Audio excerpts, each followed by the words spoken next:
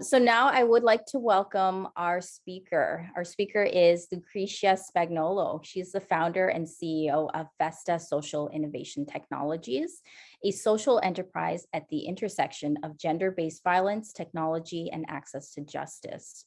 To support survivors of sexual assault, Vesta Community, an online anonymous reporting tool, was created. And prior to starting Vesta, Lucretia also held a variety of roles in small and medium and Fortune 500 companies. And she's now a sought-after speaker on social justice and entrepreneurship, tech for good, and women and gender equality. Welcome, Lucretia. So nice to have you here again. Thank you so much for inviting me back, Diana. It was so much fun the last time that I'm really looking forward to tonight. And so I want to say thank you to everyone for joining in today. And I also wanted to say that, you know, I wanted to make tonight as interactive as possible. I realized I put together a variety of slides in a presentation for us all, but I thought of it more as something that kind of helps lead the conversation. But although we're leaving time at the end for question and answers, I do find that it's most helpful for everyone if you ask questions throughout. So if there's something that is not clear or something that you'd like me to better explain, please feel free to jump in at any time. And Diana, if you can help me moderate if anything comes in on the chats, I'd really appreciate that. I find that it's kind of challenging to present both and kind of look at the chat at the same time. So if anybody wants to speak up, please do so, or if they'd rather use the chat, Diana's help is going to be helping us with those questions as well. So with that said, I'm going to see if I can share my screen. We did do some testing before, so fingers crossed that this will work. Can everyone see my my slides? Yep, we see it. Excellent. Now keep in mind that when I've got my slides up, unfortunately I can't see anyone's face. So if you've got any questions, please just unmute yourself and speak up. All right. So here we are. So as I said, I'd like to thank you so much, Diana, for introducing me. I just thought I would give you a little bit of background into myself. As Diana mentioned, Vesta actually is my second career, if you will. Prior to starting Vesta, I had a life really climbing the corporate ladder. And I worked in small and medium-sized companies that ended up being acquired by a Fortune 500 company, which then brought me to work in Canada, the United States, as well as in Europe. And upon returning to Canada, I was actually looking for my next, if you will, project, or what I was going to do next in my career. And instead of doing something in fintech, which is where I thought I was going to look for work or what I was going to do, I realized that something that a lot of people hear about as entrepreneurs is sometimes they're like, I have a lot of ideas, but which is the one I should follow? And what I realized was that what a lot of people say, which was very true for me, is follow the idea that you can't get out of your head, and the one that you keep going back to. And for me, I realized that I came back to Canada at a period where rape culture and sexual assault was coming in and out of the news quite a bit. To contextualize it for people that are here, it was around the time that Jean Gomeshi trial was happening in Canada. There was Bill Cosby in the United States. And then in November of 2016, there was the US presidential primaries and elections that subsequent happened. And so there was a lot of conversation happening at that time. So I realized that I didn't know what exactly I wanted to do, but I realized that I wanted to use technology for good. And I wanted to use technology to help eradicate rape culture. So that's what led me to Vesta. So today's agenda is really, I'm going to keep it kind of high level here, is that I want to talk a little bit about Vesta, the organization, and how it came to be.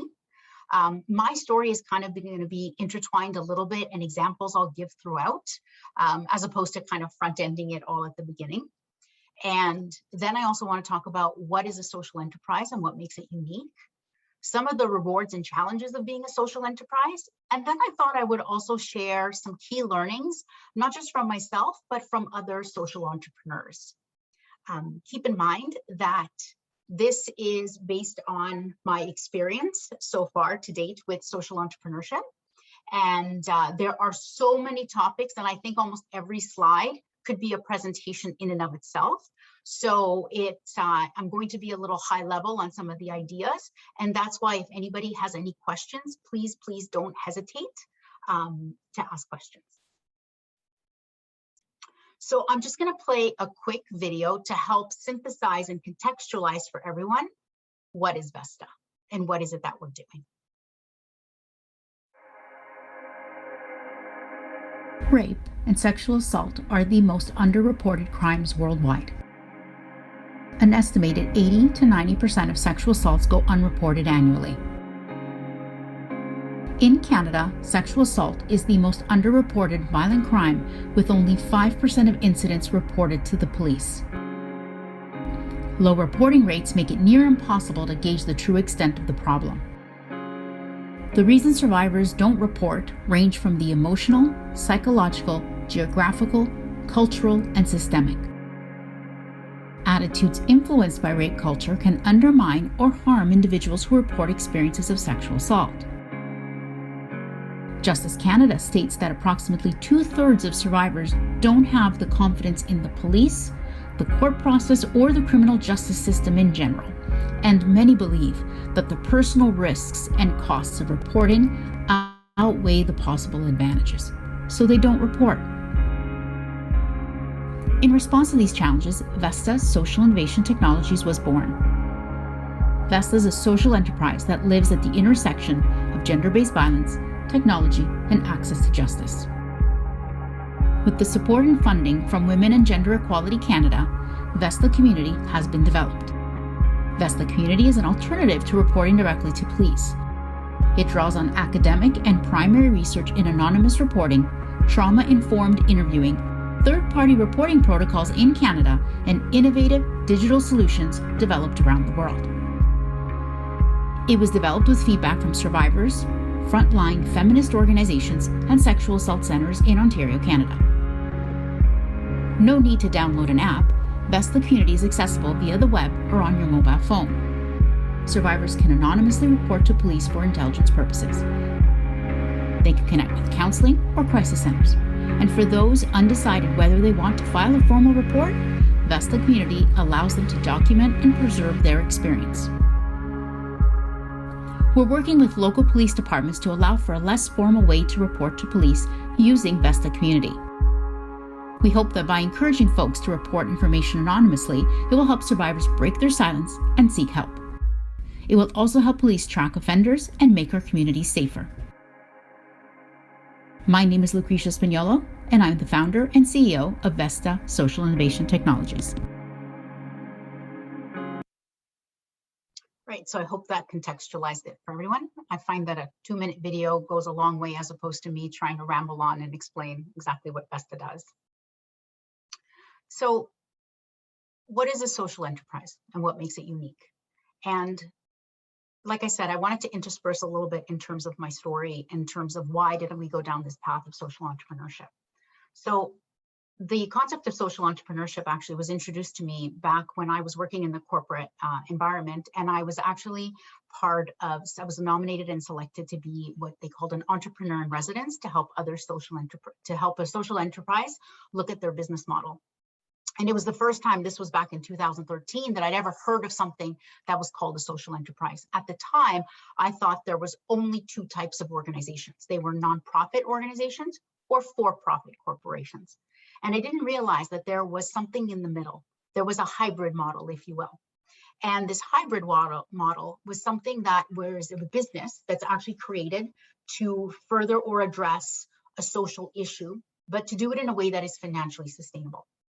And so a social purpose or a social enterprise could be a variety of different things. It could address either environmental issues, it could address social issues, it could address cultural issues. It doesn't necessarily mean that it has to define a specific purpose.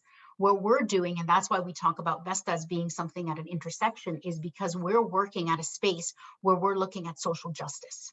And so that's where we're building out a business where it's actually trying to help something and make a social good, but we're also looking at it from a business perspective and say, is this something that we could create, that it could be sustainable?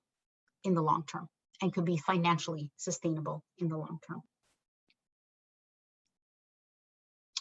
So I wanted to say that, one of the key things that any organization or any kind of program will tell you about when you're starting your own venture is that one of the things you're looking at is all the basic requirements that you're looking at as starting an organization. So that means from, what is your business plan? I think Diana mentioned that the previous session was about what is your business plan. That is just as important in a social enterprise.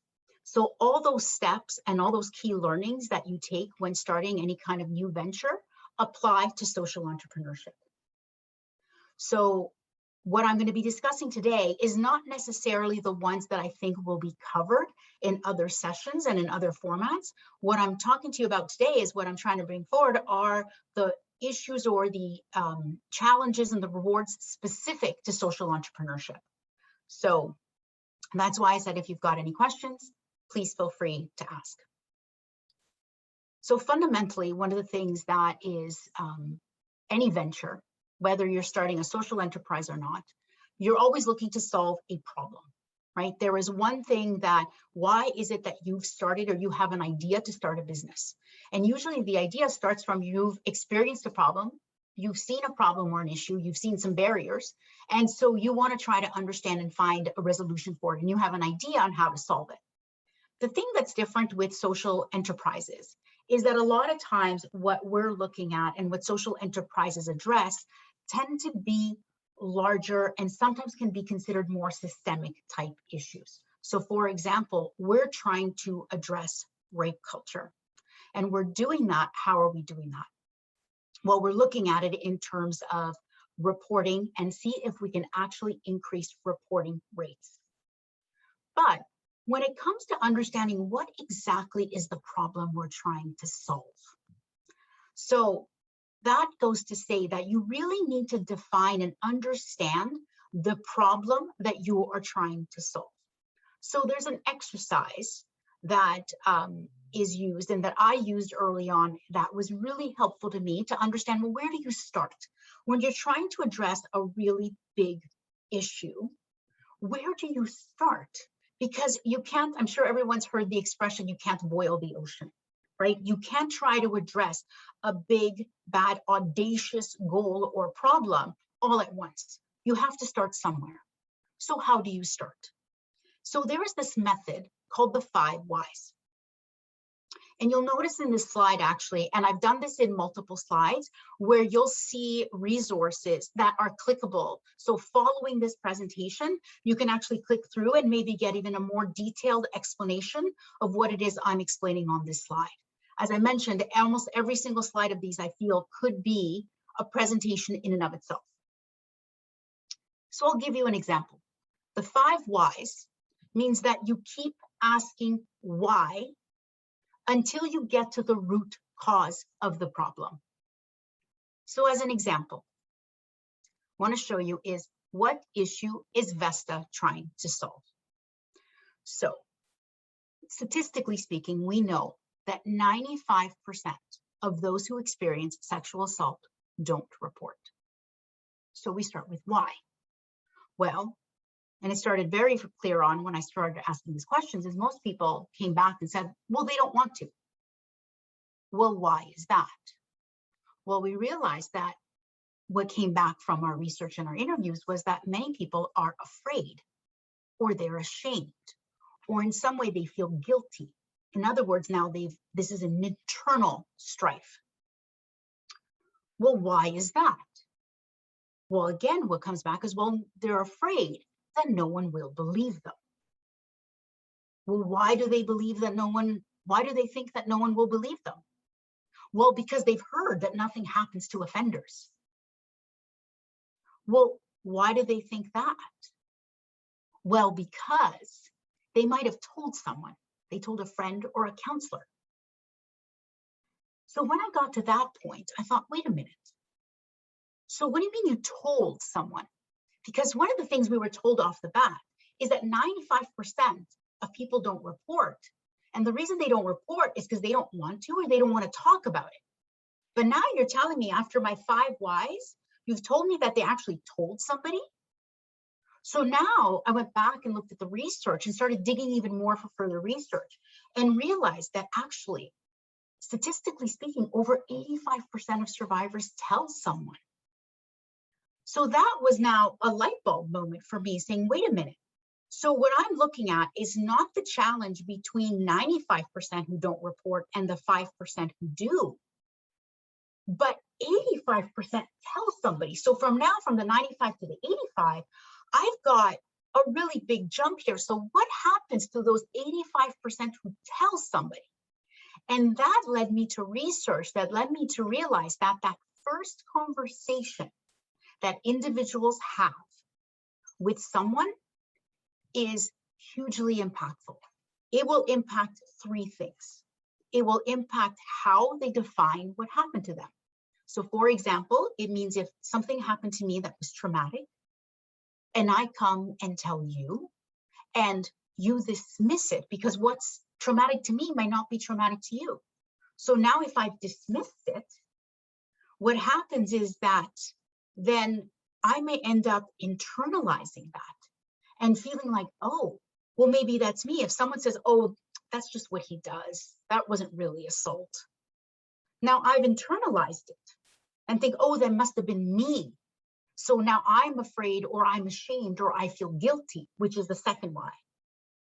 But then I realized that also that goes further and says that actually it impacts the third thing, was that if the individual did not support them or believe them, which again was the third why, then it actually impacts whether or not they come forward and file a report or complaint, or file a formal complaint.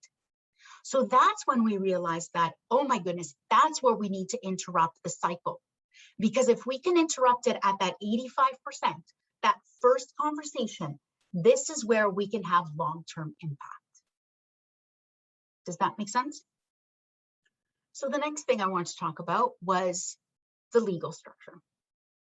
So as I said, as I was entering into this space, I really thought that there was really two types of organizations.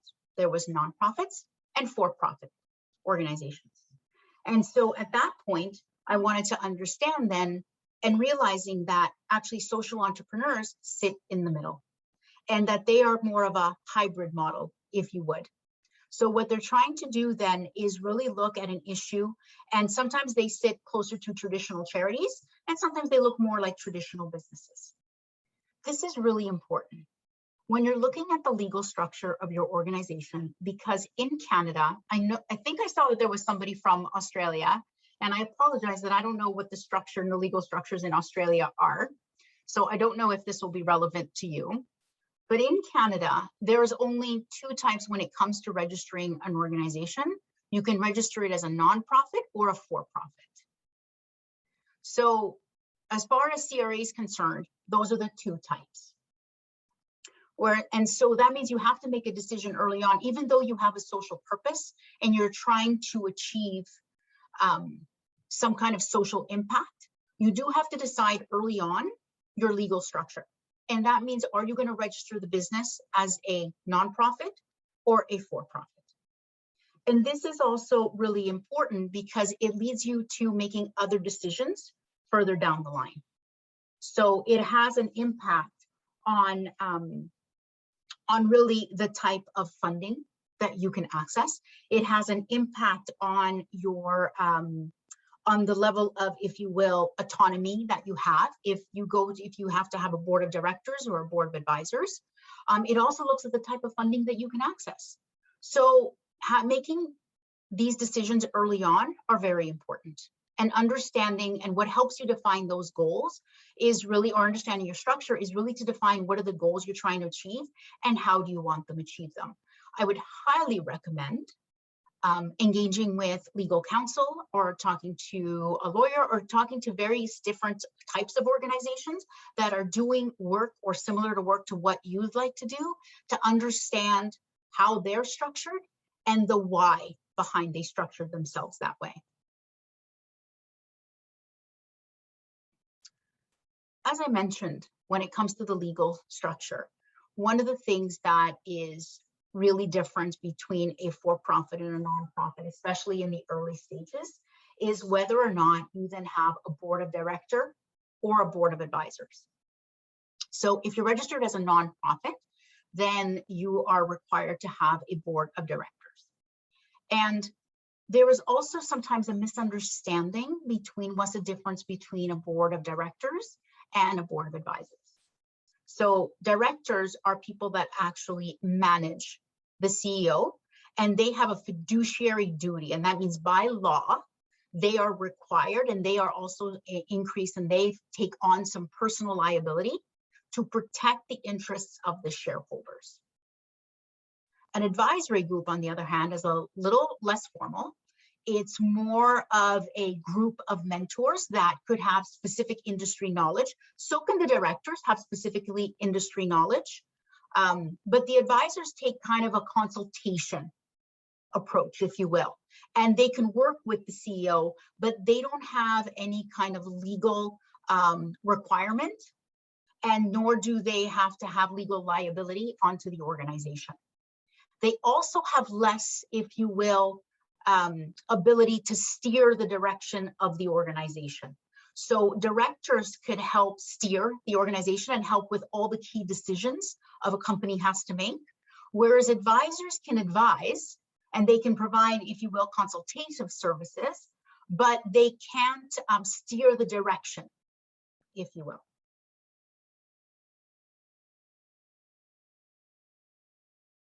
So the legal, as I mentioned, foundation of the organization really also impacts the funding options you have available. So it really depends on some of the challenges that you're looking to take on. And so you also need to understand how much control or flexibility do you need within your organization. So Vesta, for example, is registered as a for-profit social enterprise. What it means is that, I looked at that for a variety of reasons, and for purposes that I was looking at what our overall goals were and what we were trying to achieve. One of the things that I felt is, and part of it also is that I felt more comfortable in a for-profit environment because that's what I knew.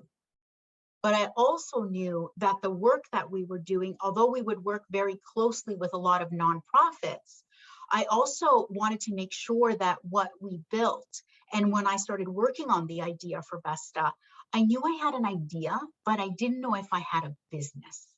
And so that was one of the things that I kept looking at. And so that question about the legal structure of the organization was very important to me. And one of them that really helped me define whether or not and which legal structure I was going to look at was really when I started looking at funding options.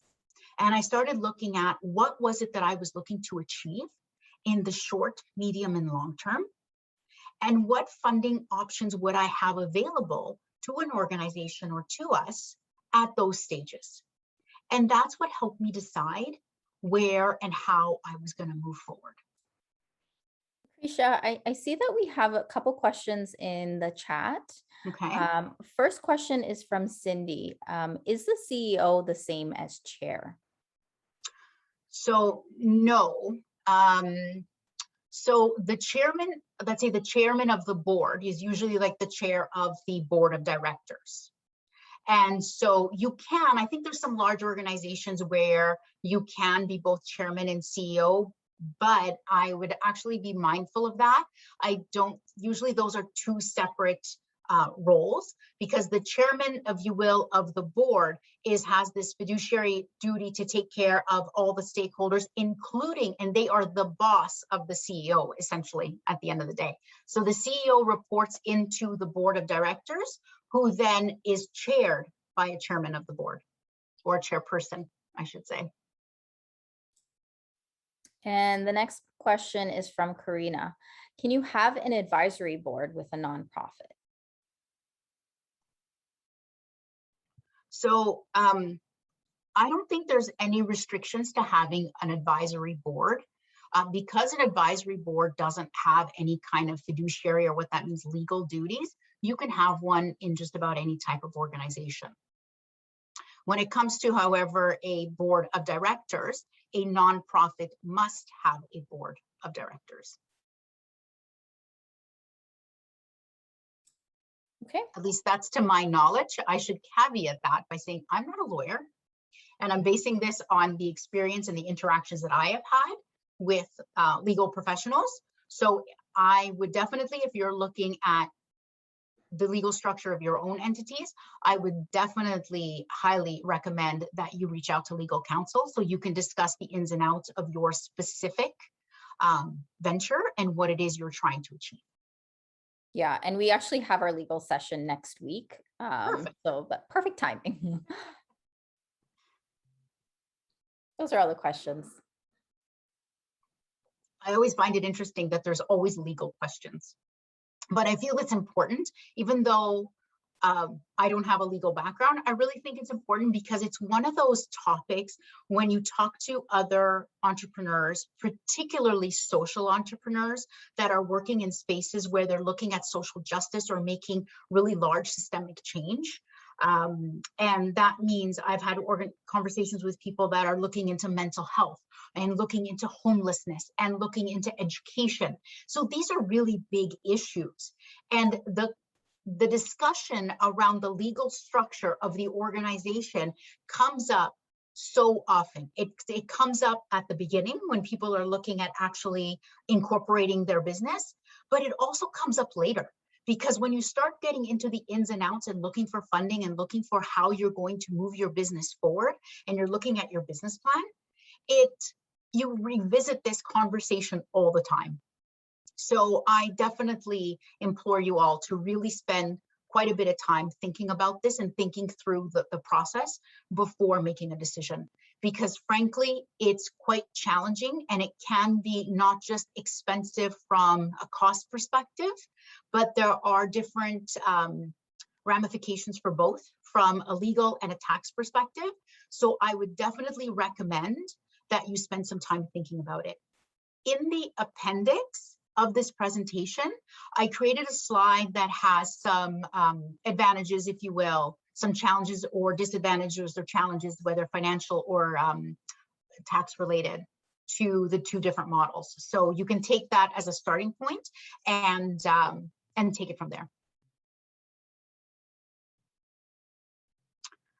Okay, so if there are no more questions on that, I also want to talk about measuring impact.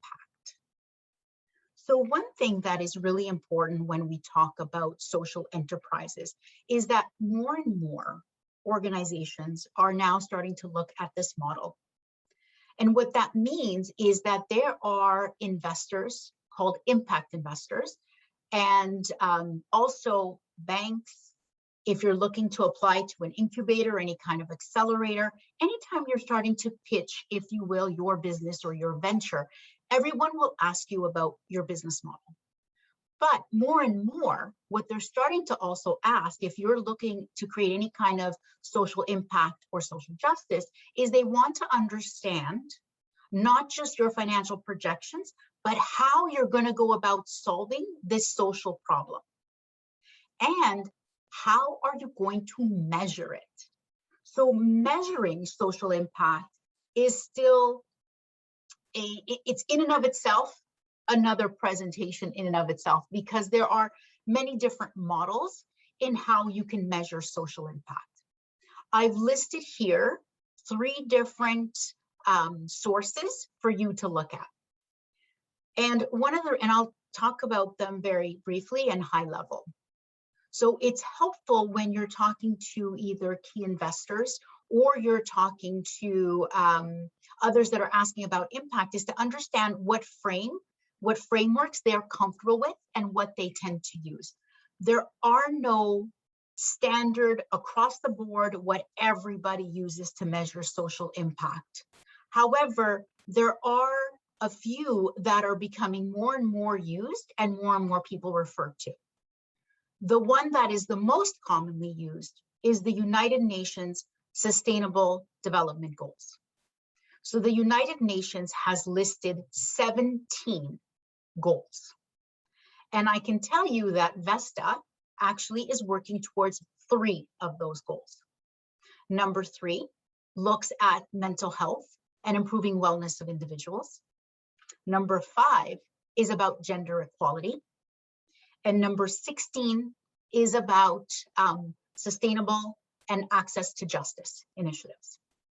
So when I talk about Vesta and I talk about our impact, I can also talk to individuals about how we relate to the UN SDGs. I can also talk about Vesta in terms of something that is called a theory of change. A theory of change is also commonly used, specifically when we look at investors asking, what are the steps you're going to take in which you're going to measure impact? Are you looking at measuring impact at the individual, at the national, or at the systemic level? And what does that look like? So this is more of a written document, or sometimes you see it in the form of an infographic. So I will give you an example of when we talk about Vesta. I talk about our theory of change is the fact that we're actually looking at it from all of the levels. We're looking at it from the individual level, how to make change at the organizational level, and ultimately at the systemic level. The way we're doing that is by creating an information and reporting platform that is an independent reporting system. What that does is it allows individual survivors, not only it gives them their own choice and agencies to choose their own path to healing and to justice, but we're lowering some of those barriers to reporting. And by doing so, by having more individuals come forward, and also by creating it as an independent reporting system, what we're doing is looking to make change within the communities that adopt Vesta. Because our model is not just about technology, but it's also about bringing together the community partners. So that means we partner with law enforcement, we partner with sexual assault centers, victim services, and other type of frontline organizations. And what that means is that we bring them together so that they have a collaborative and comprehensive response to sexual assault reporting. Because right now it's very siloed.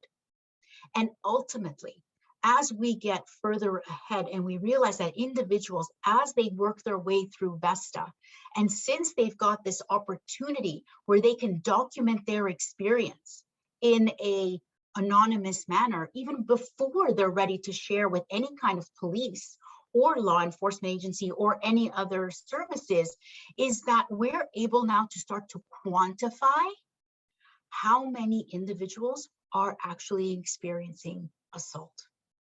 Remember, we talked at the beginning, we said only 5% report. Well, that's really an estimate, and that's all the way up to the United Nations. So what we're doing then is we're trying to quantify that actual issue so that governments, so not just our partners, but also governments and organizations could look at creating policies, legislation, as well as allocating resources to this issue. So ultimately then, that's how Vesta is creating impact. And that's the way I explain it through a theory of change. The results framework is a little different. That has more of that, the way I kind of envision it is something along the lines of, if you will, an Excel spreadsheet where you're listing out that these are the tactics, these are the goals that we're trying to achieve. And so, for example, we're looking to have individuals document their experience.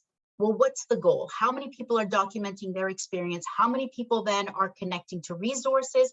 How many people are reporting to law enforcement? How many of those individuals then does it launch a police investigation? And how many of those lead to charges laid? How many of those proceed to trials? So that actually looks at it from a more quantified. We're looking at it more from a numbers-based perspective. So as you can see, those are three completely different ways how you measure impact. And it all depends on who is asking the questions and what kind of questions they're asking you. So we talked about business model. And I realized actually when I created this slide that there are far more than 4, but we'll start with some of the basic ones in 4. And again, in the appendices, you'll find examples of different types of business models and different types of organizations that can be social enterprises. I really wish that somebody had told me this when I started Vesta, that there was no single template to start or to build a social enterprise. I thought when I started this that it meant that, okay, so there was a model that people used and there was a template, and it would help me understand how to structure it. And I would help to understand how we would make money, how we would be financially sustainable, how we would be able to have impact, and we can all put it all together. And what I realized was there wasn't a single template.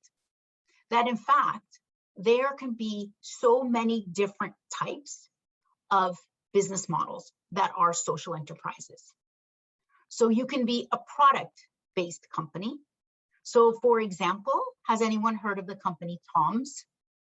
So Tom's creates footwear, and they have a model where it's a buy one and they give one free. Warby Parker is also the same type. Warby Parker creates eyeglasses, and what they do is a cost-effective eyeglasses. So they've already streamlined the process to create cost-effectively for the average person. So for me and you, if we need eyeglasses, there's a less expensive way to get eyeglasses. But they also have a model where they give another pair free for in low-serving communities or individual organizations or in communities that can't access eyeglasses. There can also be services. There could be markets. There can be platforms. So Vesta, the way I kind of look at it is that we're actually offering a service, but we're also a platform. So it could also be a hybrid model between these, because you could be someone, we're bringing together different partners to come into work together with Vesta. So individuals then have access to different types of organizations, whether they're looking for support services or whether they're looking for legal or whether they're looking to report to law enforcement, they can find that and they can access that all through Vesta. At the same time, we're also offering them a service. As I mentioned, there's no standard real template. And in the appendix, I've also provided certain examples so that you can click through and actually see the different types of organizations that are out there. Okay, so the next section, I want to talk about some of the rewards or some of the advantages, if you will, of building a social enterprise and some of the challenges of building a social enterprise. So before I go down this, does anybody have any questions about anything that came up before? I don't see anything. And feel free to use the reactions. If you have a question, you can use under reactions, there's a raise hand function. Oh, perfect. So I see Karina. Karina, you can go ahead and unmute your mic and ask your question. Hi, I saw on the last slide that there were 4 different types of business models. I was wondering if we could briefly speak about what each one of those are. And I apologize if you did explain that already.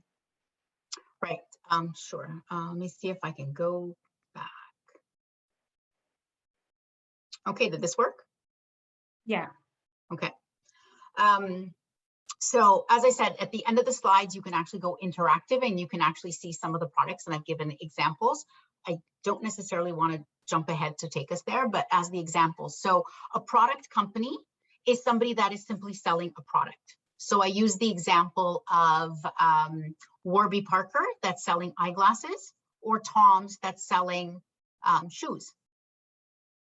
So you can still be operating and selling a product, but then you're also then a social enterprise.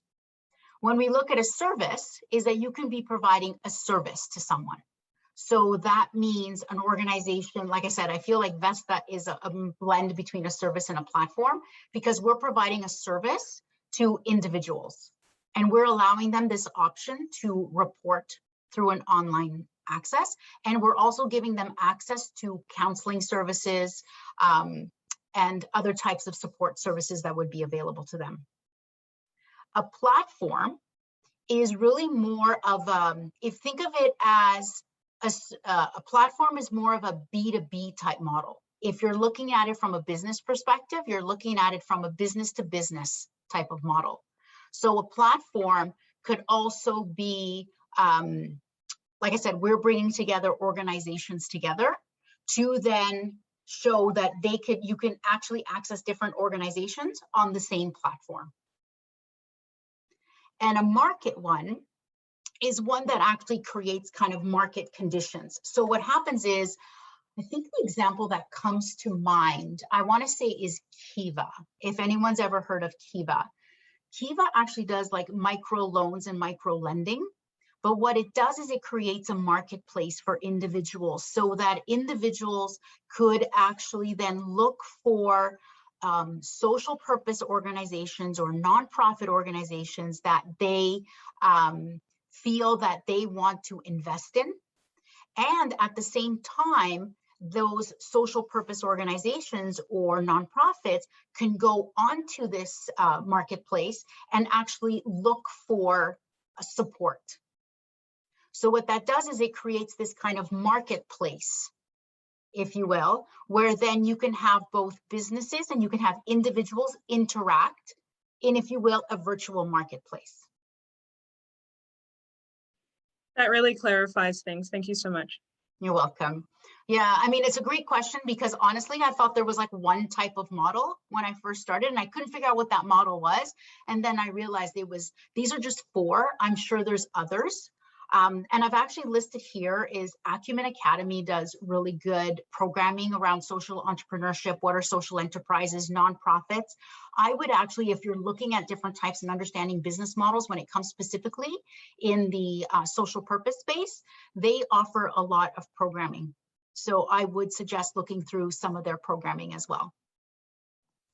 So like I said, the next section, I thought I would talk about some of the challenges and some of the rewards, or even some of the ways it's almost like call it a competitive advantage of being a social enterprise. So one of the things that I feel that is really, at least in my space and what I have found in my personal experience, is that when you're trying to do good, I have found that you tend to attract individuals that are also trying to do good. So what that means is that it gives you a unique selling point when you're being social and impactful. And I'll give you examples. Team. One of the most important things that anyone will tell you when you're starting a venture, for-profit, nonprofit, social enterprise or not, is that the team you surround yourself with, the founding team is important, and the individuals that you bring on your team are very important. When you're in a startup space, one of the things that is really important is trying to find those individuals that not only have the skills to do what you need them to do, but that frankly, in a startup space, you need people that are like Swiss Army knives. You need people that are willing to take on anything you throw at them. What I find that has been most helpful in the fact that we are a social enterprise and our mission and our vision really leads everything we do, is that you're always looking for those individuals that are going above and beyond what their job description is. So when you have a social purpose organization, what ends up happening is you attract, at least I have found in my experience, is you attract individuals to your team that the mission speaks to. And so when you've got something that's bigger than the individual person and bigger than you or me and the rest of my team, is that we're working together towards this common goal. So it helps me attract, and it helps us attract as a team, not only other individuals, but it also helps us create a network, because it also attracts others that will be very interested in what the work that you're doing, and that it will draw individuals that are, or organizations, or communities that are very interested in the work you're doing. And one thing that will keep coming up over and over again is that how important it is to surround yourself with the right people. And having a social purpose that draws people in is going to be a really unique selling point. I'll give you an example. One of the things that I hear a lot, or whenever I'm in forums with other entrepreneurs that aren't social entrepreneurs, is that they talk a lot about the challenges of hiring good people, hiring developers. It is an ongoing conversation that happens in a lot of CEO circles, if you will. Well, one of the things, and they get concerned about, is because as a startup, how do you compete with some of the larger organizations? How do you compete with a Google, a Microsoft, right? How do you compete with all these big organizations that could attract talent because they can afford to pay top dollar? Well, frankly, I haven't had that experience. What I have found was actually that we get people that I honestly couldn't afford because our mission speaks to them. And in fact, we've had the opposite happen, is we've been able, one of our researchers who worked with us for a couple of years, as she was finishing up her second project, she was hired by Microsoft. And so it was actually, it makes me feel good thinking that the work that she did for us and with us was actually impactful. And so for us, it's really helping with really driving and building out those teams. And like I said, accessing resources. The other thing that could be an advantage, and it can also be a challenge, this is a bit of a double-edged sword, is you could be the first. So when you're trying to create change, especially if you're looking at it from a systemic type of issue, or you're trying to create an organization that, like us, we're trying to address rape culture. We're trying to address gender inequalities. So when we first started Vesta, when I first started the conversations back in late 2016, early 2017, I heard the word impossible so many times. This is not a space for technology. This is a human problem with a human solution. I heard a lot that this is an education issue. This is an awareness issue. What you need to do is build out platforms so people can access information. I kept hearing over and over again that this was, and what we were looking to do, no one will ever trust technology. There's no way anybody would ever trust technology. And as I talked to other organizations and nonprofit organizations and people doing frontline work, no, we need to do in-person counseling. It can't be done over a computer. No, you can't do virtual counseling. You need to be in person. Well, I don't need to tell you all 18 months into a global pandemic that we've all learned how we can work from our home, right? Everybody's had to change how things work. So what happened is at the early part of the pandemic, all of a sudden I started getting phone calls and emails saying, wait a minute, weren't you the one that was, because people can't leave their home, but their homes aren't a safe place, or they can't walk into centers anymore. They can't actually file a report in person the way they used to. What was that online thing you're doing again? And so we accelerated our development and our go-to-market because we were one of the first ones doing it during COVID. So this is one of the things you hear a lot when you're in the startup space, is you hear a lot of the words pivot. I have a love-hate relationship with that word. I'll be honest, is, whatever you want to call it, whether you pivot, you change, you lean in. At the end of the day, one of the biggest mistakes I think entrepreneurs face, and I thought I would use this quote, is that not being open enough to change. When we talked about the problem at the beginning, you'll hear people say, fall in love with the problem, not with the solution. And what that means is that, and this is why all of these things are intertwined, because you're looking at what is that problem you're trying to solve and what is the outcome you're trying to get at. So you really have to be receptive and really open to hearing what are the challenges that people are facing. If you're just focused on what your solution is and what you're building and not listening to what people really need, you will end up coming into quite a bit of challenges, specifically when it comes to social entrepreneurship. Because you're looking at some of the larger, more systemic issues, or sometimes you're just not looking at systemic, you're looking at making change in the local space. But if you're not listening to the needs of the individuals that you're trying to solve, and all you're doing is relying on, you can look at it from a data perspective, but you also need to talk to the people that you're trying to help this problem. Don't make assumptions that you have now understood it and that, I'll tell you early on, one of the things we were looking at was we were looking at building an AI chatbot. And I can tell you, I was very excited about this idea. I was very excited about the idea of building out an AI that could be really helpful and have people interact, and they can access the resources and they can file their reports. And what I realized over and over again, what was happening was that I was talking about the tech. I was talking about our solution. I wasn't talking about what was the problem we were trying to solve. And frankly, nobody cared. Nobody cared. What they got worried about was, what do you mean AI?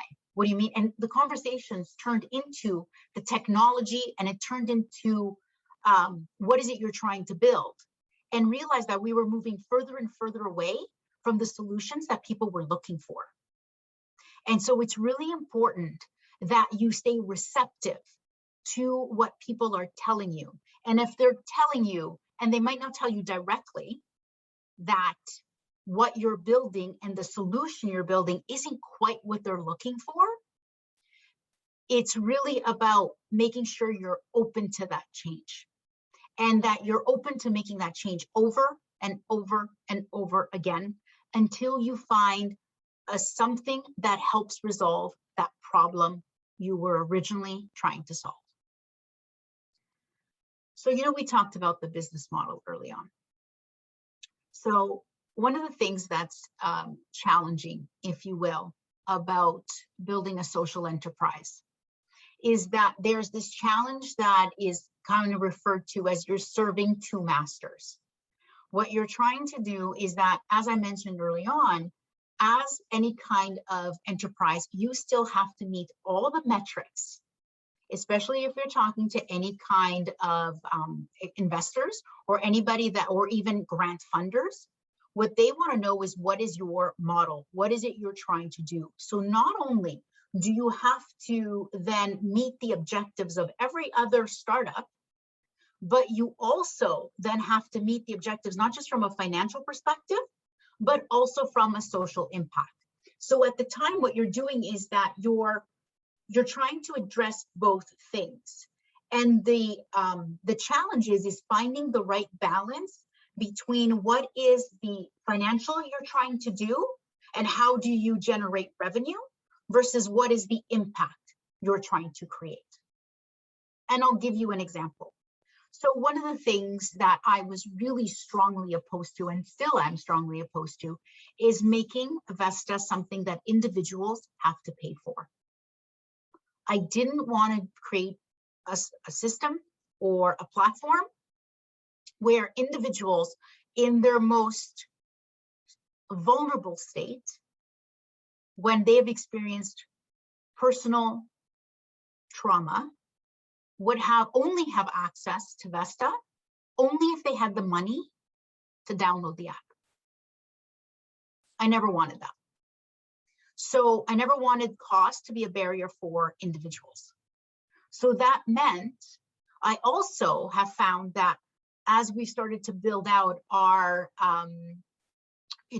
resource library, and people are starting to take a look at it, and we're starting to see quite a bit of traction on individuals coming and looking at the resources we're putting out there, is that I've had people say, well, are you going to start putting banners on there and you're looking at advertising models? I'm not particularly fond of that idea either. So that means that it's made it more challenging for us to look at how do we create a business model that is sustainable, that we can still generate revenue from, but still speaks to our mission. So that's what I mean by having to serve two masters, trying to find a business model that works to keep the business sustainable, testing it out, and making sure then that you're also serving your social purpose. I see that we have a question in the chat. This one comes from Shankar. How do I go about connecting with my target audience and getting their feedback on my solution? Oh, yes, that's a fantastic question. It really depends on who your target audience is. I'll give you an example. So as you can imagine, trying to interview survivors of sexual assault is quite challenging. On one hand, the statistics tell us that 1 in 4 women will be sexually assaulted in her lifetime before the age of 25. 1 in 6 or 1 of 16 men, depending on which country and how they're tracking, also would be assaulted. So statistically speaking, there is a wide spectrum of individuals that I could speak to. However, when you're trying to, it's one of those things where, how do I go about asking people if they've been sexually assaulted? That felt uncomfortable. It also felt very invasive because, once again, 95% of individuals don't formally report. So by me asking that question, how do I give them and honor their own privacy while still trying to get the information I needed? So one thing was, I did put a call out asking if this is what we were trying to build, and we were looking for input. Did not specify that individuals had to have experienced sexual assault. What I found on one hand was that people tend to self-select. When you explain why, when you explain your purpose, when you explain your mission, what ended up happening was that I found that individuals came to us and did respond. I also created places where it could be anonymous. So we created online anonymous spaces or surveys where individuals could interact and really answer questions. But the other thing that we did was that we partnered. So I thought, well, if individuals don't know Vesta, they don't know me, especially early on. This was back in 2017, 2018, and even 2019. We invested quite a bit in research. And what we did is I then presented to the Ontario Coalition of Rape Crisis Centers, and I asked them for their help. I said that we were partnering with UBC. We had engaged with a PhD candidate who was going to do research for us. And we needed their help to help us put together focus groups. And would they also provide counseling services and be available for individuals if they needed support? So that's a way of saying is that there are many different ways, and sometimes the direct approach may or may not work. Sometimes it's about partnering with other organizations and having them bring them into that process so that they can help you connect to the audience you're looking for. I hope that answered your question. One of the challenges, as I mentioned, is that there is no one unique model for social enterprise. And that means that there is still quite a bit of misunderstanding of what social entrepreneurship means and what a social enterprise is. And this can lead to quite a few misunderstandings or misconceptions, or sometimes even lack of support.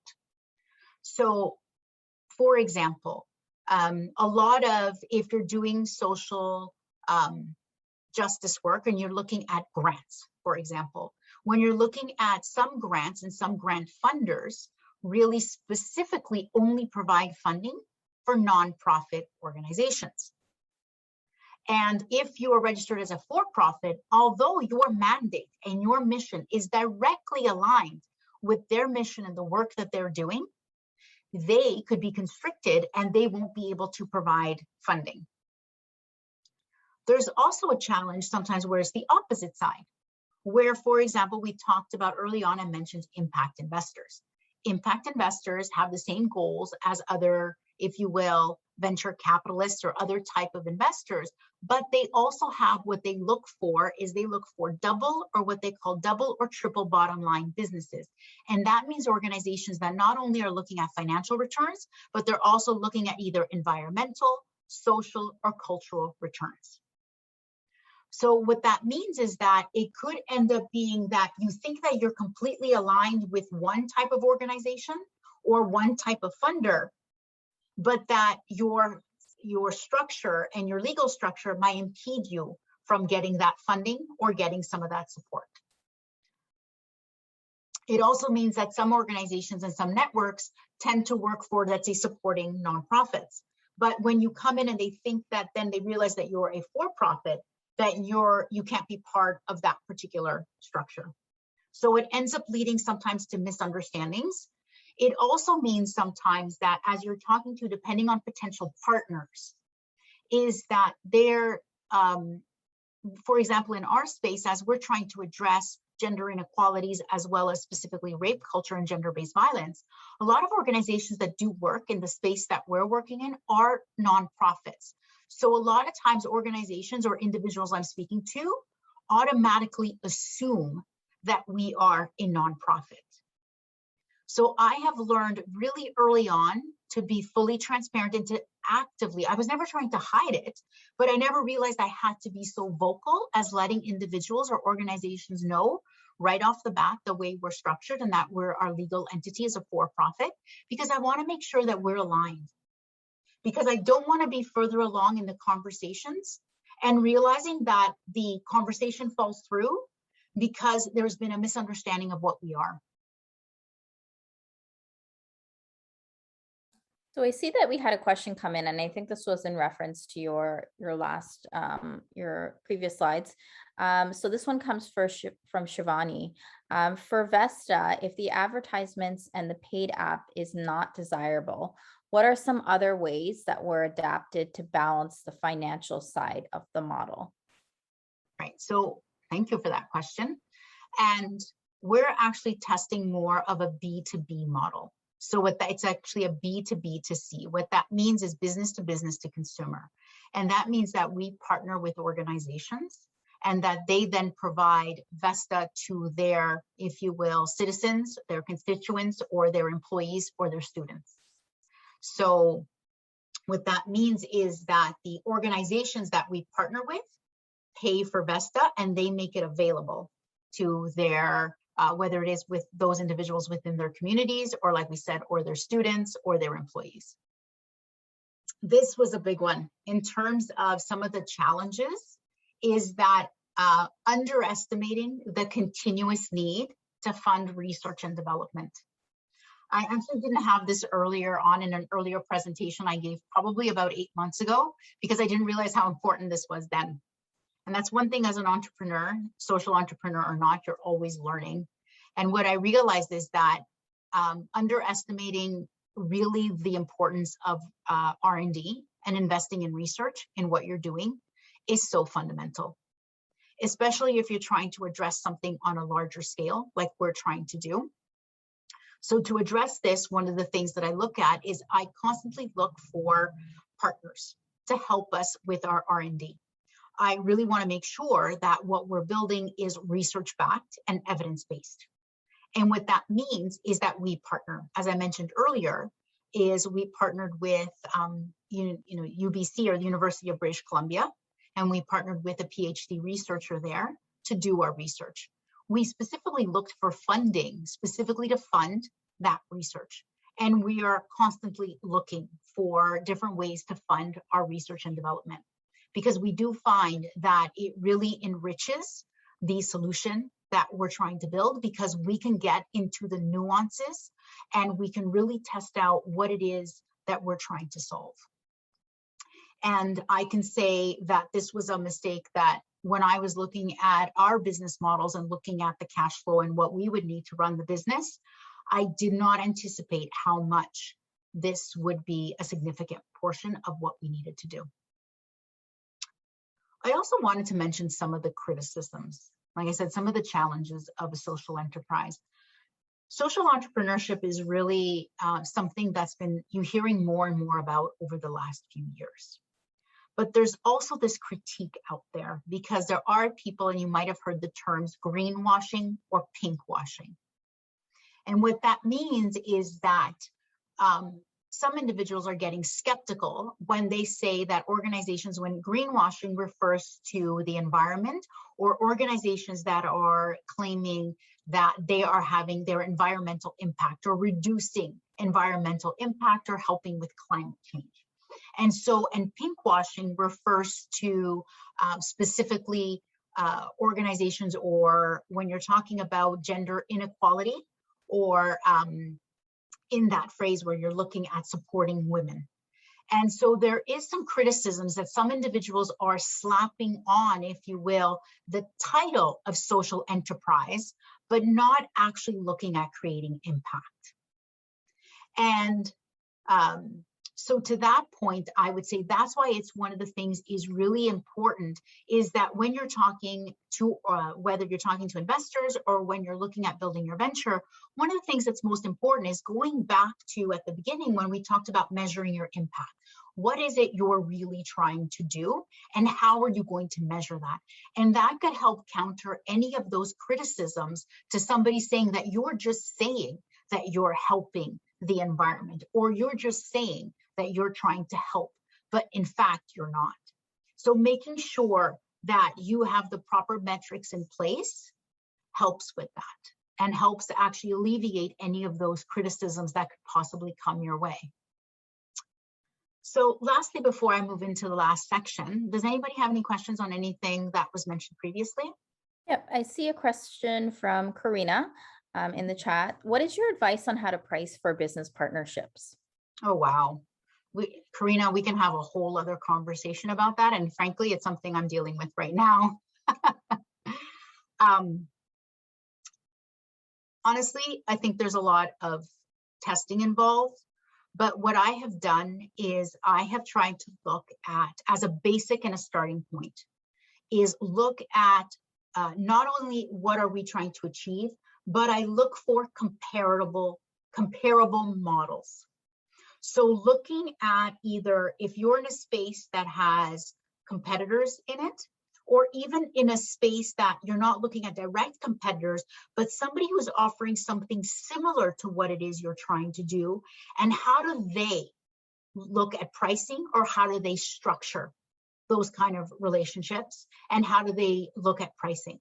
So for example, you might look at who's your target partner or ideal partner.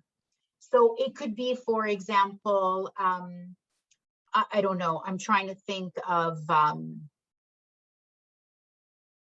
let's just say, you know, you want to sell into law firms, for example. And what you're doing is you're trying to build somewhere where you're trying to bring somebody like some kind of legal tech, and you're trying to lower the barriers for somebody to have access to legal services. You're like, okay, well, the way I want to do this is I want to partner with lawyers. So when you start looking at partnering with lawyers and you're trying to think, well, how do I price that? Who else partners with lawyers? Who else provides services to lawyers? And how do they structure those models? So I would suggest looking at those as starting points to give you a place where you can start, and then you can tweak that based on the feedback that you get. Because the most important thing here is to never lose sight of who that customer is, and to really have those conversations and understand what the feedback is from them. So, like I said, this could be a whole conversation in and of itself. But that's where I looked at starting points when I was looking at how do I look at those business models. And I also looked at various business models. I didn't just look at one. And I didn't just look at one kind of pricing model. I started looking at different types of pricing models and to see what resonates and what makes sense. And those then you have to bring those to market and see what makes sense to these individuals. That could also be where your board of advisors comes in. If you've got people that you can turn to and ask them, that is also really helpful. So the next section, I thought I would talk about some of the key learnings that I have experienced. And I also reached out to some other social entrepreneurs, and I asked them for some of the things they wish they knew before they started, or some of the things that they wish that people had explained better to them. So this was one that's big for me. This was one of my key learnings, and I'm a big fan of Brene Brown. And when I heard her say this, it completely resonated with me and what we're trying to do at Vesta. So one of the things that's super important when you're talking about your venture is a lot of people will say, what's your story? What is it you're looking for? Tell me about you. Tell me about yourself. Tell me about Vesta. Tell me about it.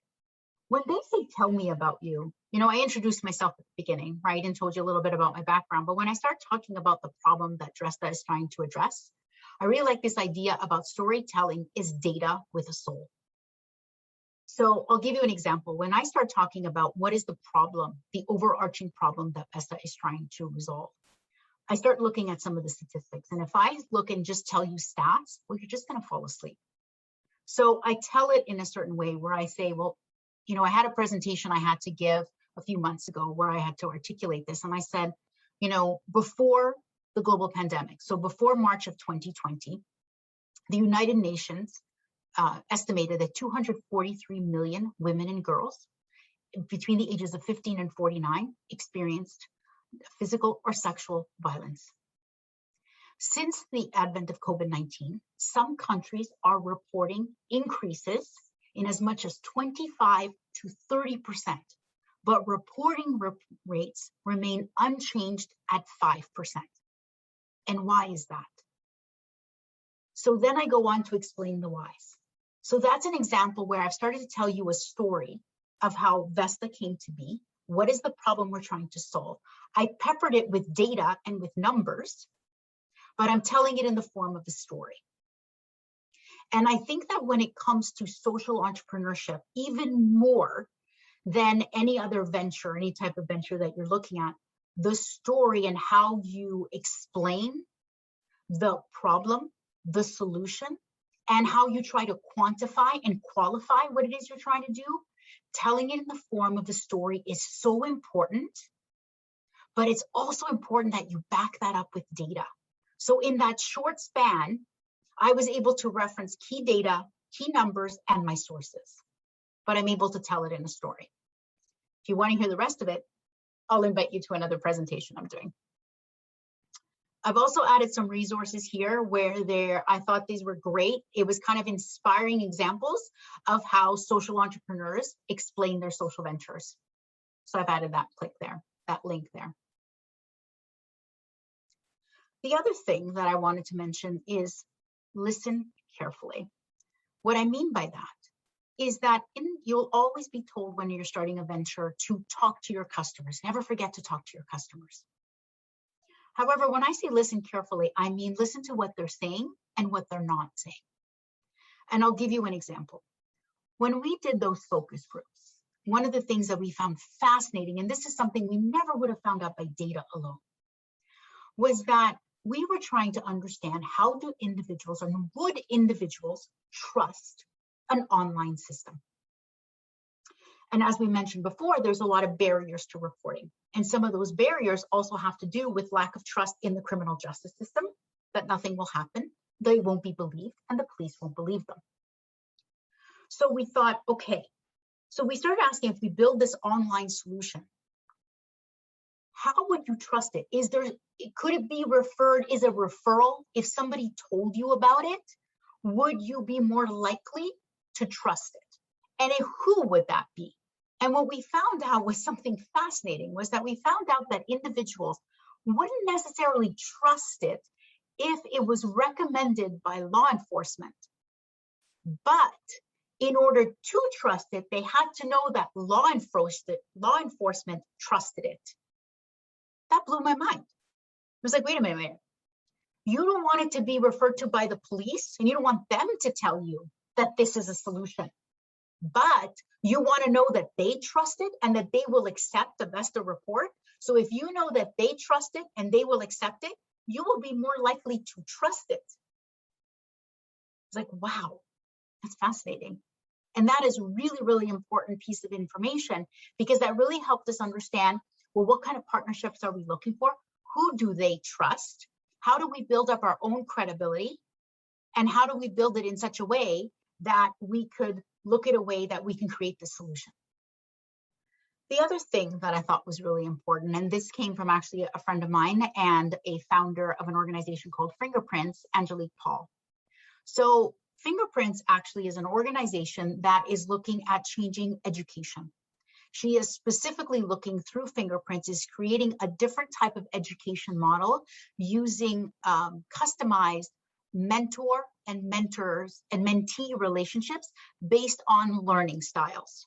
As we know, everyone kind of learns a little differently, and our education system is based really on one type of learning model. So what Angelique has done with Fingerprints is she's created a different type of way of learning by matching mentees and mentors based on their learning styles. Absolutely fascinating organization. If you're interested, click on the link and you can learn more about Fingerprints and the work they do. But one thing that I asked Angelique when I asked her, what was something you wish you knew before you started? And she said, you know, I really wish I understood the difference between somebody with heart and somebody who's an expert. So early on in any kind of venture, you're always looking for expertise. You're looking for other people to provide input. And so what happens is there's a lot of experts that will tell you a lot of what you should and shouldn't do. So an example she relayed to me was really understanding, well, which are the ones whose advice really matters?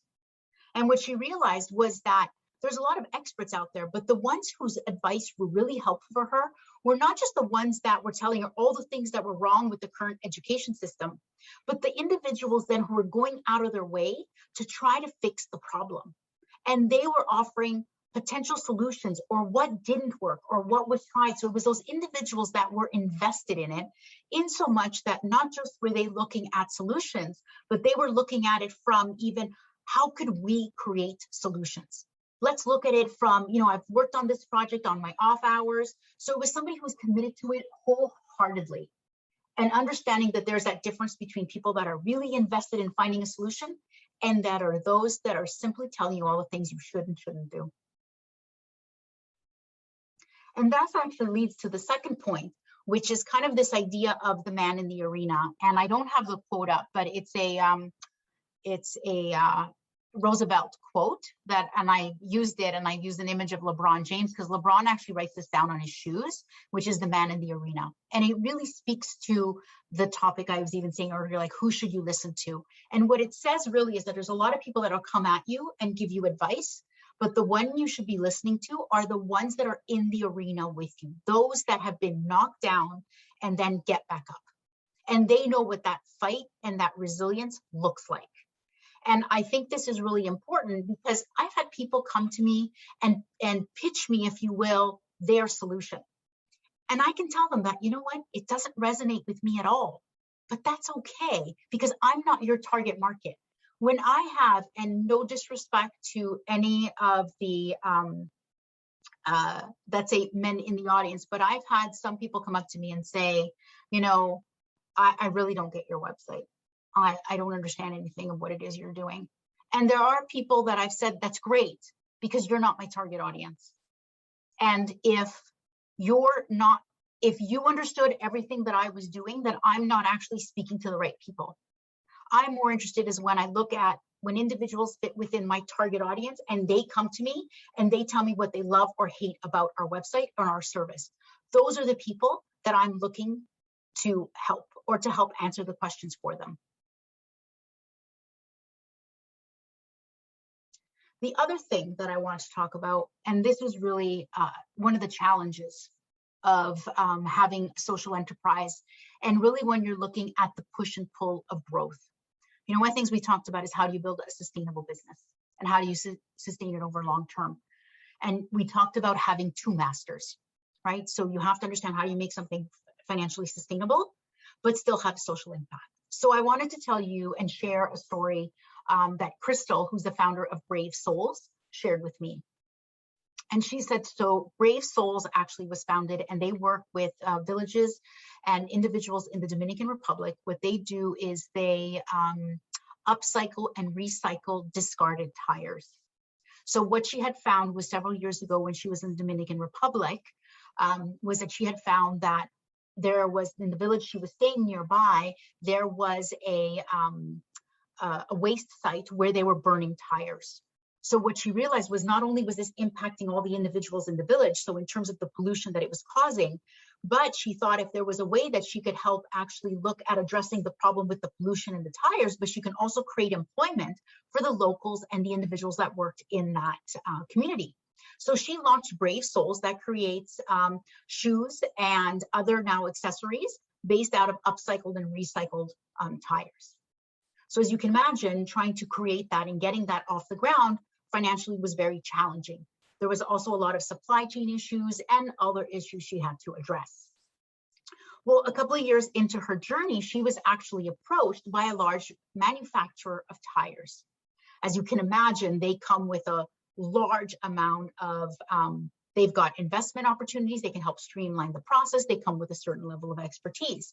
As a young organization, you can really benefit from somebody with that kind of resources from both an operational and financial perspective. However, when it came to negotiating the details and negotiating what that partnership would look like, she realized actually that there was a misalignment of goals. And so what was really important for her was really to redefine what was her why. Why was she doing this? What problems was she trying to solve? And would this be the best way to grow Brave Souls? And would this be the way to her to get to the impact she was trying to create? So there are not many people that would walk away from that kind of opportunity, but she did, because she realized there wasn't an alignment. So that is a real way when you're looking at the two masters you serve and understanding what it means to grow your business. This is an example of a real world situation where you really have to consider those two masters and which one drives you. The other thing you hear a lot about is that a lot of people talk about, especially in social entrepreneurship, is sprints. You know, we talk about lean principles, lean processes. And so everybody talks about, build fast and break things. We have to be a little bit careful when it comes to social entrepreneurship, is that this is actually more of a marathon. I actually see it. We do have places where we iterate, we grow, we test, we change, we move on. So I actually think that I should probably change this and say it's more of a relay race than it is a sprint or maybe a marathon, but you move from step to step and realizing sometimes when you're making decisions in the short term, think through how will they impact the long term. Because when you're looking at social impact, you're looking at the long term. You're not going to make a quick change in the beginning. So really have an understanding of what it is you're looking for in the longer term. The other thing that came up over and over again from a lot of the entrepreneurs that I spoke with was the idea that community is everything. And the more connections you have, the more opportunities you have. So, I'm here today because I was part of the Ella program. Right? Ella was one of the programs that I went through that was super helpful, not just in that moment and helping with opportunities, and they helped me connect with other entrepreneurs, but it also helped my community. It helped me grow. It helped me access. It helped introduce me to Y-Space. And that then led to this opportunity here today, right? So this is just one example to show that building a community around you. So I'm part of the, an alumna of the Ella program. I've also been part of other organizations and other groups and other programs where it really is about creating this community of like-minded individuals. And also it leads to having more robust connections and also help you manage some of the day-to-day and also some of the challenges that come with social entrepreneurship. And then I also want to talk about how timing can play a critical role. So this was something that Lorinda and I have discussed, is that she created Kind Karma. Kind Karma is an organization that actually develops jewelry. But what she did is she actually employs youth and at-risk youth to actually create these beautiful jewels. And what she does is that she's created a model that not only that individuals then have beautiful jewelry that they can buy, but also she's able to create a program where at-risk youth then can find their first jobs and that they have access to mentorship and they have real meaningful employment so it can help them integrate into society. So I wanted to bring this up, and the reason why I also talked about timing is so important is that one of the things that Lorinda was originally looking at is she was selling at in-person, she was selling at trade shows, and she was doing a lot of in-person type of events where she can explain the story. Well, with COVID, what ended up happening, as you can imagine, is all this went away. And so the timing of it meant that now she had to look at an e-commerce solution. And so it really is, it's going back, and what she's actually shown is actually the business has actually grown in that time. She's still able to communicate and storytell and tell the story of what the impact she's creating. But at the same time, she's created a business model and been able to pivot and move and take it, if you will, look at the timing of where the world is right now to then grow her business.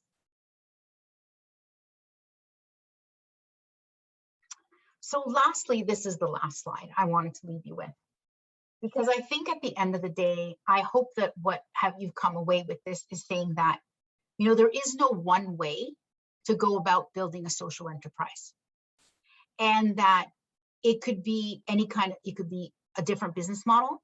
You could look at it from a product, a services, a platform, a market perspective. But at the end of the day, what you're trying to do is advance some kind of social good or social impact. And however, I strongly believe that unless you're offering a specific service or product that people still need, people won't just come because of the impact that you're making. They might.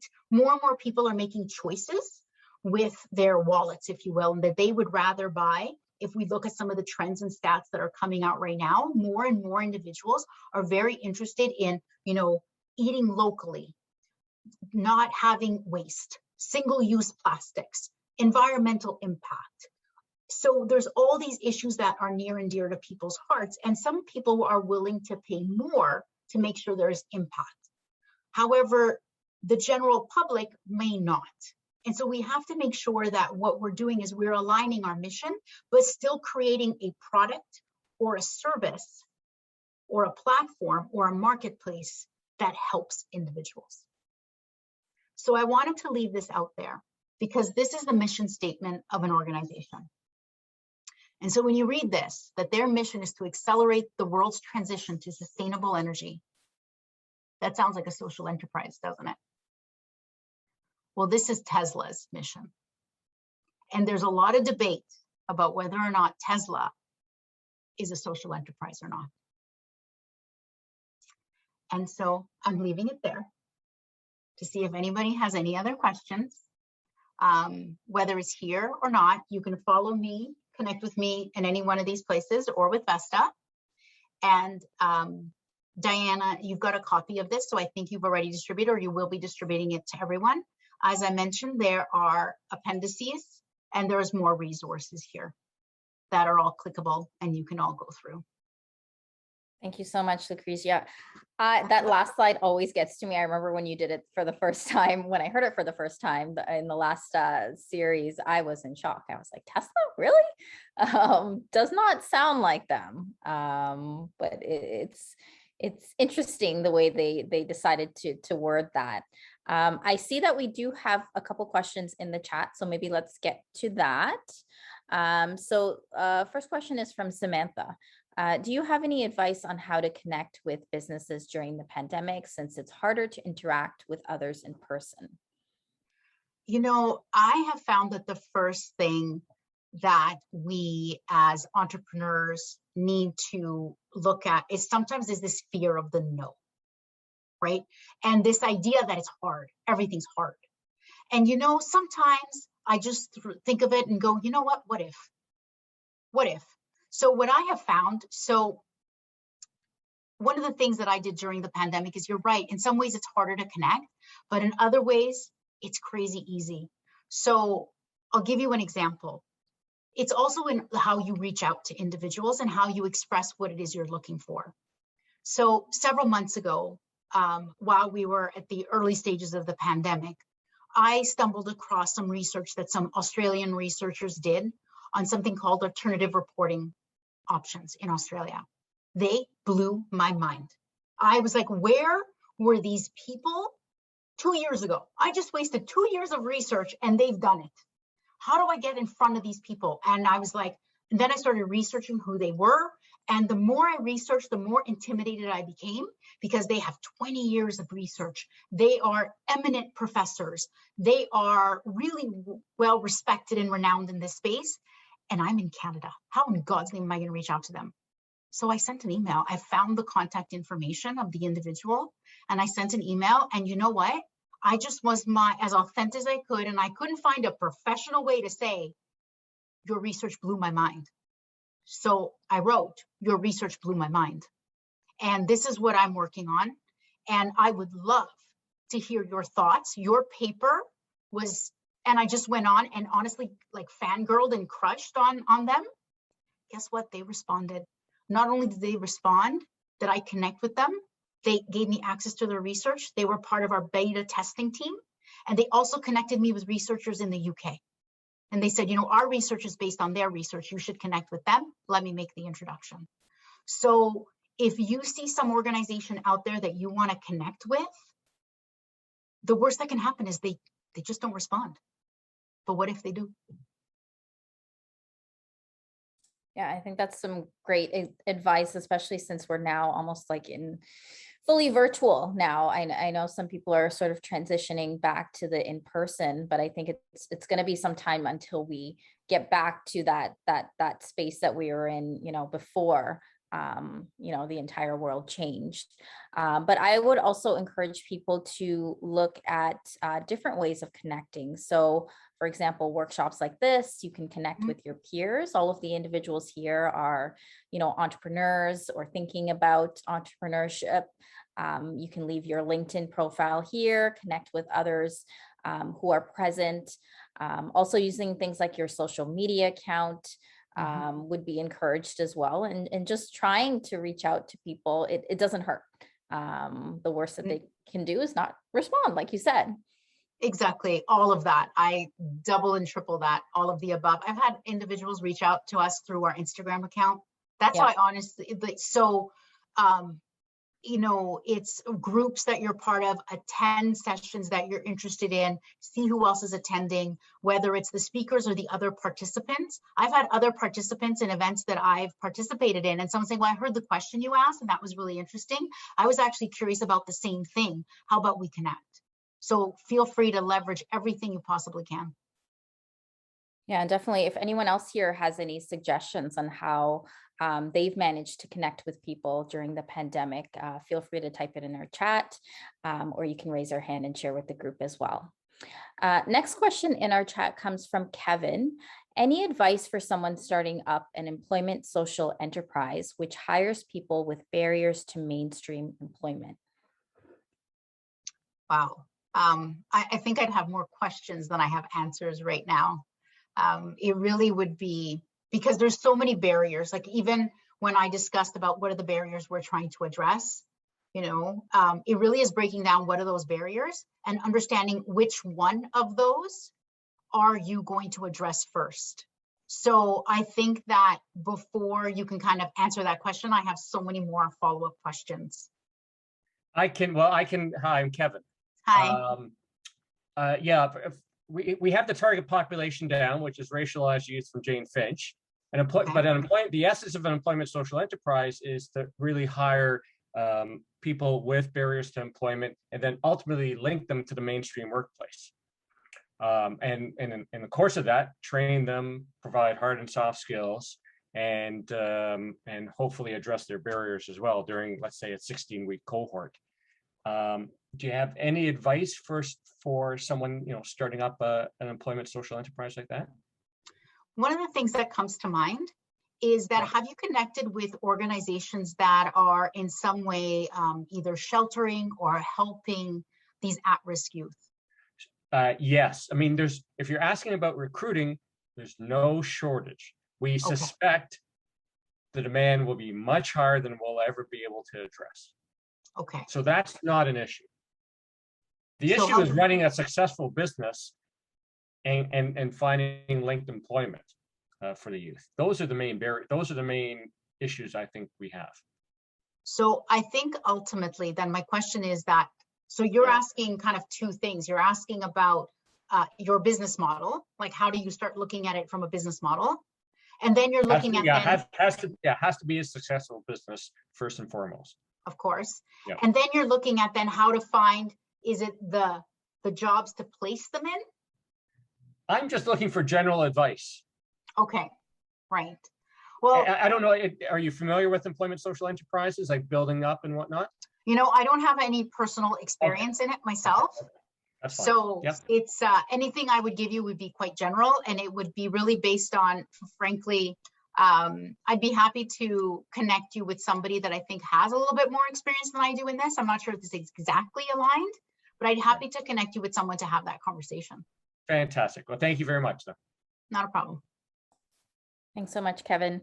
Another question just came in from Cindy.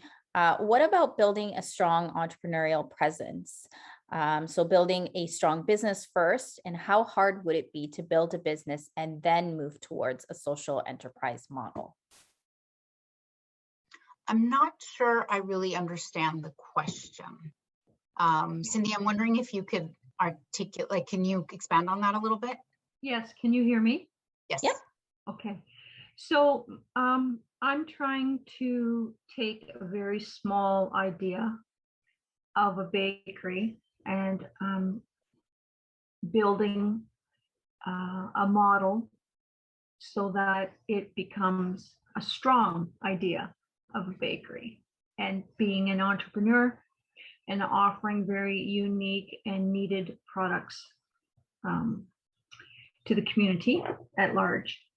And so I'm just starting, but my overall goal would be to establish the business very strongly and be able to get into bricks and mortar and be able to train and hire people with disabilities who normally wouldn't get a chance to be working, to be able to train them and give them opportunities so that they would be able to be somewhat independent, if not completely independent, and be able to work and earn a living.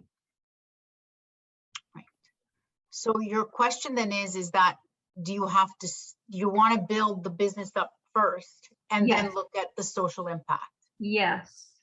You know, as I said, even in the presentation, there is no one right way to build the business. There will be a lot of people that will tell you what you should and shouldn't do. And I think that it really comes down to what your resources you have available, what is it you're trying to do, but also what you're able to really execute like now versus what your vision is later.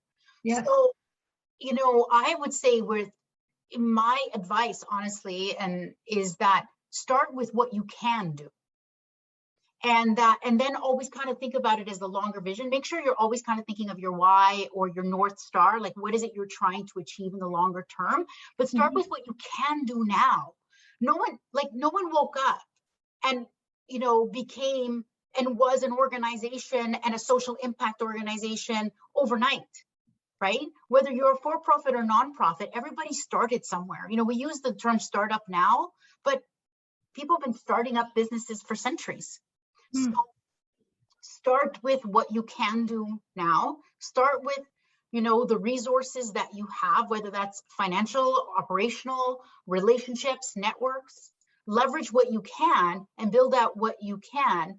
But I would suggest that you keep in mind what that North Star is and where you're trying to go, because that will always drive the decisions you make, even in the short term, as well as in the long term. Okay, thank you very much. Welcome. Anyone else in the group have any other questions? Feel free to use the reactions tab and raise your hand if you do. You can unmute your mic as well. Now we have a few more minutes left, so I just want to make sure everyone's questions get answered. No, everyone is good? Okay, well, Lucrecia, thank you so much for, oh, I see a question just popped up. Okay, let's go to that one first. I see a question came in from Shankar. How do I go about finding someone I trust to co-found my company? Whoa, you know, I think this is such a large topic. I see Nicole smiling because I'm guessing this is a topic that comes up again, in all startup circles, social enterprise or not. And finding a co-founder it could be very challenging. For some people, it's very challenging, and other people, it's just, they met somebody, it clicked, it worked. But co-founding and the founder relationship is so important. One of the #1 reasons why startups fail is because of internal strife or challenges within the founding team. So how do you go about finding a co-founder? Again, similar to how you try to connect with communities or researches, I would suggest, and there are so many organizations where you can sign up and attend events. So attend whether it's meetups or whether it's webinars or workshops where there's other like-minded individuals, or you're looking for something, somebody that is looking for a kind of opportunity. Depending on what industry you're at or what stage you're in, there are organizations actually that go out that specifically do almost like a matchmaking service, if you will. Oh my goodness, I'm trying to remember. Is it Startup Canada or Next 36? I'm not sure, Nicole or Diana, if either one of you are aware of some of these organizations that are out there that are specifically looking at helping people match up. Also, there's a lot of accelerators or incubator programs where what it does is a lot of times is that people might be coming with two different ideas, but what they find is they end up merging and realizing that they tend to work together. So it really is, oh, there's another one, Founders Beta. There are organizations out there where individuals are looking to start an enterprise or a venture, and they're looking for partners. But really, look everywhere. One thing I would suggest is early on is when you are looking at co-founders and building a relationship with somebody, is that there really is kind of like a pattern to it, in the sense of making sure you're setting expectations early, making sure that there is very clear understanding of what the relationship is and what the organization you're trying to build and what everybody's expectations and also roles and responsibilities are. And it's also, I can't stress this enough, put it in writing. Put it in writing, put it in writing. It's one of those things that everyone's happy and gets together at the beginning. Everybody's happy, but when things start to go sour, it can go sour very quickly.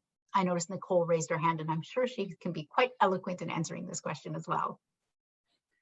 I think in addition to the things that you mentioned, Lucretia, I think you also want to, make sure that you have some diversity of thought in terms of how you're approaching your business. If you have a founding team of 3 founders and you all think things the same way, you may miss out on opportunities. So having people with different experience, different skill sets, different ways of thinking, can really, really help the way that you mitigate risks as you're continuing to grow your company. So I would probably add that in addition to what Lucretia already said.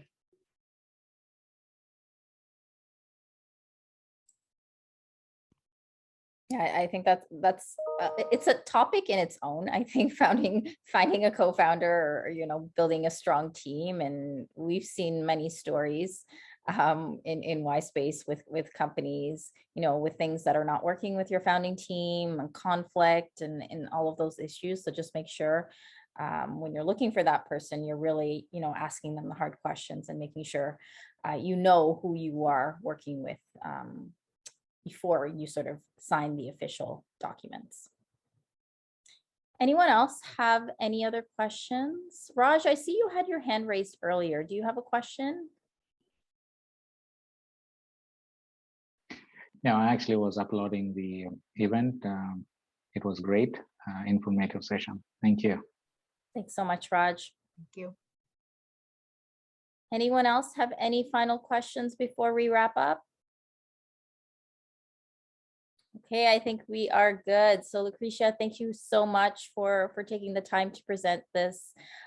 Really lots of informative information on building a social enterprise. I'm sure there's lots of information that individuals learned. I know I learned a lot, even though this is my second time hearing you present. I always learn something new each time, and there's really so much involved in building that social enterprise, and so many things that you need to consider. And the fact that it isn't a cookie cutter structure that you need to follow to build that business is really important and something to keep in mind. But yes, on behalf of Y Space and the Markham Small Business Center, I'd like to thank you for all of your time here today. Thank you. Like I said, I really appreciate you inviting me back. I really enjoy this. And if anybody has any other questions, like I said, feel free to take a look at the presentation. And if you've got any questions, reach out. So hopefully we see you all again next week. and have a good evening, everyone. Take care. Bye.